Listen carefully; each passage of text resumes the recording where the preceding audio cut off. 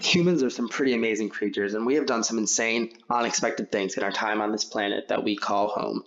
We have sent a man to the moon, developed modern science, increased globalization, and most recently, elected Donald J. Trump to become President of the United States. What can be even more interesting are some of the things very few people can do with their bodies. Everybody has their own talents and special things that only they can do, but these are the most rare out of all of these wacky abilities. This video is going to show you 10 of these things that 99.99% of people cannot do. So let's hop right into it. Number 10. People interact with each other in many ways. Their words, their phones, and especially their facial expressions. Actually, probably mainly their cell phones, but that's a video for another day. Most people can smile, frown, grin, and express other emotions through their facial expressions. Some people choose not to at all. However, what most people can't do is raise one eyebrow. I know you may be thinking you're one of those people, but you're now trying it yourself and realizing that you probably can't. Poor you. But you're probably not alone. Raising one eyebrow is usually a sign of skepticism or used as just a funny facial expression. However, there's a way to become able to do this. Go in front of a mirror, hold one eyebrow down, and then lift the other up consistently, so your body begins to understand and replicate the muscle memory better. This is a soundproof way to get your start in becoming able to raise one eyebrow if for some reason your heart desires. Number 9. This next one may seem a little gross to a lot of people, but it is something that most people cannot do, so it's on the list. Gleeking or a gleek or gleeting is pretty much spit, except they work a little bit differently. Gleeking is bringing the saliva up from underneath the tongue via the salivary glands. The saliva comes up from the submandibular gland, and yes, it's still very, very gross. It may be gross, but this is a valuable skill to use upon your enemies if you are blessed upon birth with this special ability. I'm kidding. Please do not go around spitting or gleeting on people that cut you off in traffic on your way to work, or the person who took that shirt you were scrambling to get at 4 in the morning on Black Friday. Just don't do it. Number 8. The ability to lick your elbow. A lot of the population can bend their elbow, and pretty much everybody knows how to use their tongue and possesses the ability to stick it out of their mouth. 99.99% of people cannot combine these two skills into the act of licking their elbow. Most are simply just not flexible enough or don't have the right genes. You might think this sounds easy, but that is really not the case. It is virtually impossible for most people to lick their elbows. Try now if you still think you have a shot. I'll try to do it alone though, so you do not look like a weirdo. Number 7. The paralyzed finger trick. It's kind of funny how much everybody's hands differ. Unless you're ambidextrous and can write with both hands, you can pretty much do everything with one hand and pretty much nothing with your weak hand. Go ahead, try and write left-handed if right is your dominant hand. You can't, or if you can, it looks like a preschooler scribbling on the walls with crayons. This is why we are so heavily reliant on our dominant hands to do everything for us, such as holding things, picking up objects, writing, eating, and even golfing. However, even your strong hand can have some weaknesses. Although highly unknown, the tendons in your ring finger and middle finger are actually connected. This probably will not mean anything to you until you try out the paralyzed finger trick. Here are the steps to try this. Bend your middle finger, keep the others straight, and put them on a flat surface. Next, try and lift all your fingers individually, and you will soon notice that you struggle to lift your ring finger at all. The reason for this is that all the other fingers have individual tendons besides these two. The crazy part is that there are a small bunch of people who can accomplish this because of the muscle formats of their hands. Number 6. Twitch your nose.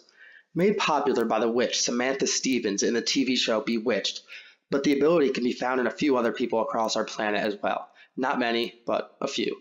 Personally, I hate the look of this when it happens, but when you got it, you might as well flaunt it. A fun fact is that the actress who played the witch, Elizabeth Montgomery, got sick and tired of being asked to twitch her nose by fans, and she eventually refused to do it when the series was over. That was such a solid show, though. I wonder what went wrong. Number 5. Wiggle your ear. Only a few people in the world can wiggle their ears. This sounds insane because the task in the theory seems simple, but go ahead and try it for yourself. Bet you can, and if you can, then hats off to you. It turned out that in 2006, scientists determined exactly why most people couldn't wiggle their own ears. The mechanism behind ear movements is sophisticated, says Bastian Termulin, who led the ear wiggling study accepted for publication in the journal Clinical Neurophysiology. Unlike other facial muscles, ear muscles have their own accessory nucleus, a control area for muscle function in the brainstem, says Termulin. a researcher at Erasmus MC, a university medical center in Rotterdam, the Netherlands. Compared to animals, especially bats and cats, this nucleus is rather small in humans, he says. But just because you're not a pro ear wiggler yet doesn't mean you can't be one day. You can train yourself to do it. WikiHow explains.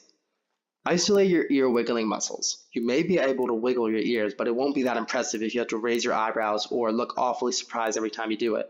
You may not be able to move your ears without moving your scalp, but you should be able to learn to move them without moving your eyebrows.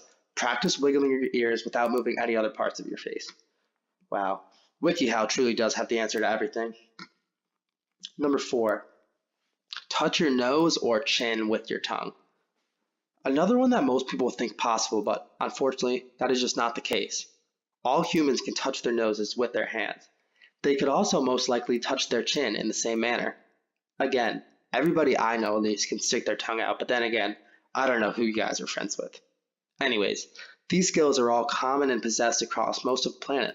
However, I bet you can't name too many people who can combine these simple skills into the rare act of being able to touch your nose or chin with your tongue. I've seen a few people do this and I stared at them like animals in a zoo exhibit. It was awesome. I really wish I had this skill. Maybe WikiHow can tell me. I'll have to look it up. Number 3, sneeze with your eyes open. I swear on everything that I've done this before at a much, much younger age, but maybe my memory is failing me. Anyways, nope, you can't sneeze with your eyes open. Well, without forcing them open with your hands anyhow. Why is this? Well, because when you sneeze, the sneeze center in the brain sends coordinated motor impulses along nerves controlling muscles of the abdomen, chest, diaphragm, neck, face, eyelids, and various sphincters, as well as the mucus glands and blood vessels of the nose. All of this happens automatically. You can't help it, it just happens. I bet there has to be somebody who can do this, however. The world is just too big. I recall a Mythbusters experiment with Adam Savage where they asked the question, now, if you did force open your eyes, would your eyebrows pop out when you sneeze? And I don't remember the answer, but it was definitely a good episode. You should go and look it up. Number 2, tickle yourself. Everybody else can speak for themselves, but personally, I believe that I'm the only human alive capable of tickling myself, but I'll use my power with caution.